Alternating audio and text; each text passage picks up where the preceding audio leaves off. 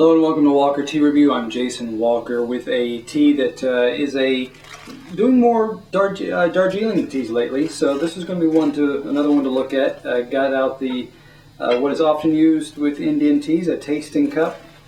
I'm going to scoop out enough to cover the bottom surface of my tasting cup here, so I don't see the bottom. That's kind of the general idea, and that's usually enough. Combined with the steep time and the water temperature that's being used here, should do just fine in drawing out a lot of character of this tea, or revealing a lot of character, I should say. Let's pour water here. Water's been brought to a boil, a low boil, started to rumble, not a full rolling boil.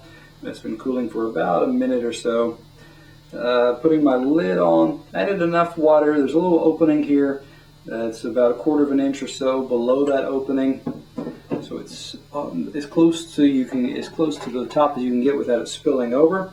Now let that steep for a minute or so, and introduce this tea. This is from the Lochan Tea Company.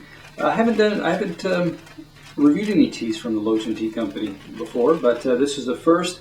This is Giddpahar Estate. This is an SFTGFOP special. Fancy Tippy Golden Flowery Orange Pecco. It's a second flush, so you can find this online. And the price, it's a 2011 second flush to be more precise. You will be able to find a 100-gram package for prices are in Indian rupees, and as of the posting here, 180 Indian rupees, which should convert to somewhere in the neighborhood of $3 and 80 cents, somewhere in there. So that is an introduction to that. You'll be able to find several teas on together. Nice listing there, all together. They're on the same page there on Lochan's shop page. Going ahead, talking about this tea, talking about the dry leaf, the wet leaf, the liquor. Give it a good smell first. A first flush may have more of a, more of a floral note, more of a sharper note. Second flush, like this one, actually has a more smoother, mellower type aspect to it. And you may also want to look back. Let me just check my notes. It was not too long ago. It was just a week or so ago.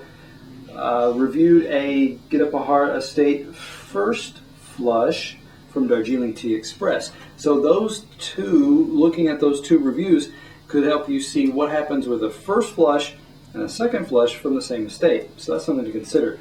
Now, looking at these leaves, I do recall from that first flush, you had more green. You had a lower percentage, less than 10% or so of needles.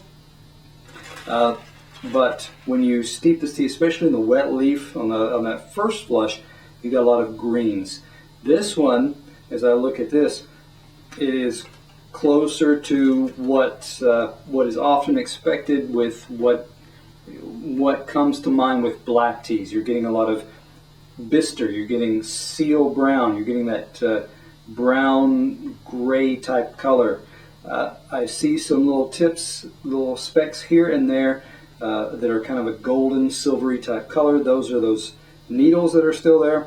And as I look at these portions as well, they are generally smaller, less than an inch, maybe 3/4 of an inch at most, but smaller than that. So these are probably leaf sections here.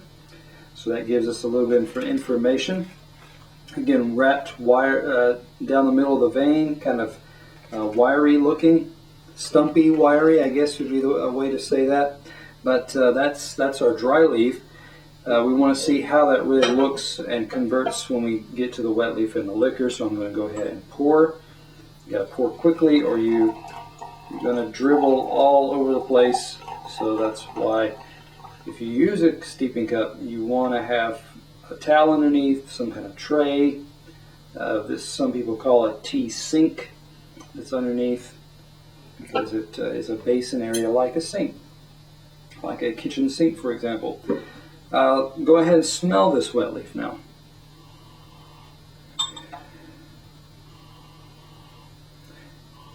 Okay, nice.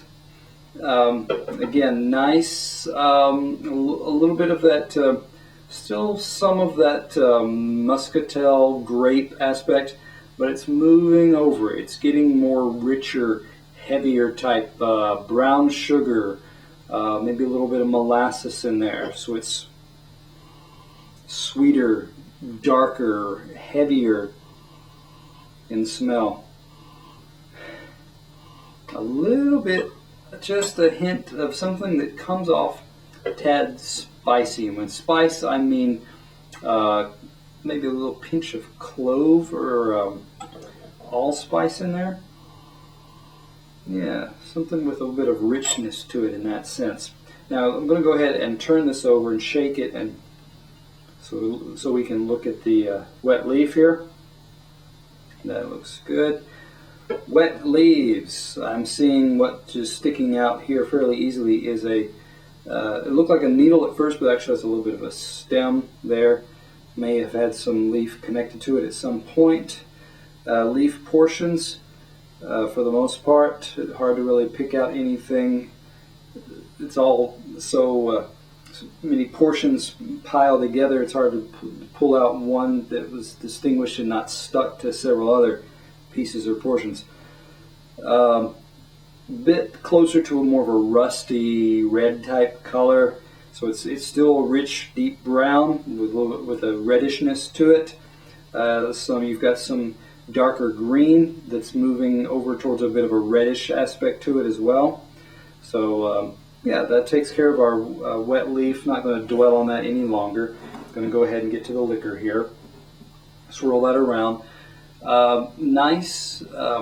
This is a little bit closer to a coppery color. It's got a bit more of a reddish aspect to it than an amber, say.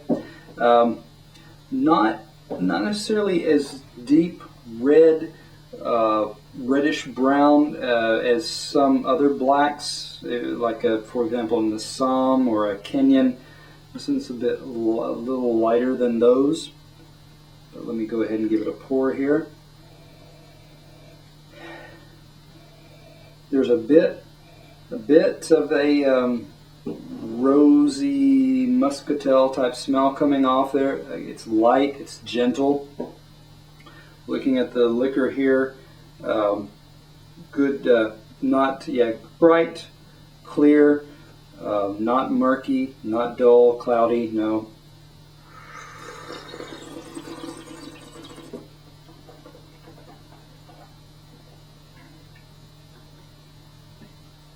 Compared to a first flush, briskness is lower. It gets richer, more rounded, with a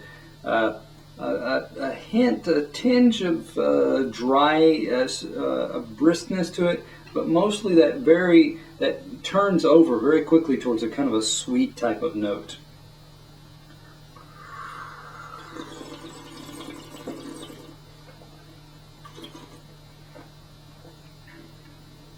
I can taste, and as I swirl it, splash it around in my mouth, I can taste where it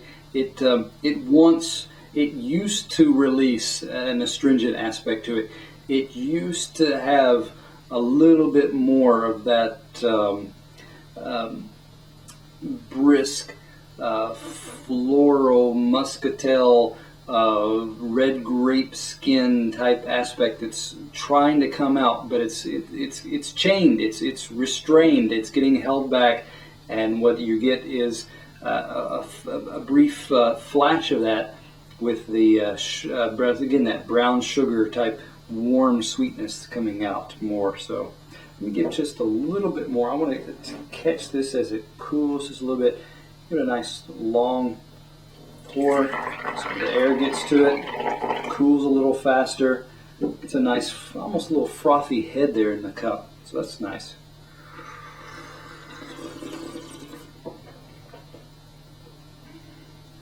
Okay, yeah, these aromas are there.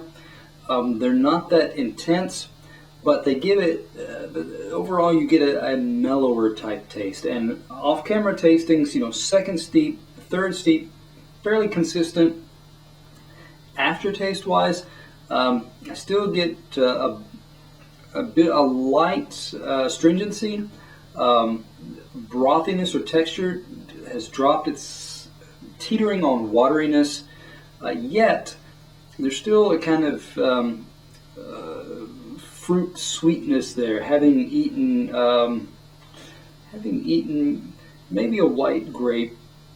Yeah, that would be close. A sweeter, semi-sweet white grape. It's got a little bit of tartness there, but mostly sweet, and it's trying to overpower. And so it's kind of on the verge, and it stays there on the verge for quite a while. So looking at this tea, I give this tea an 89. Some nice qualities to it, some potential there. You could tweak your steeping parameters, draw a little bit out. You might cool this tea a little bit to a lower temperature, get a little something else out of it in that sense as well. So come back to Walker Tea Review to tweak your tea in the right way.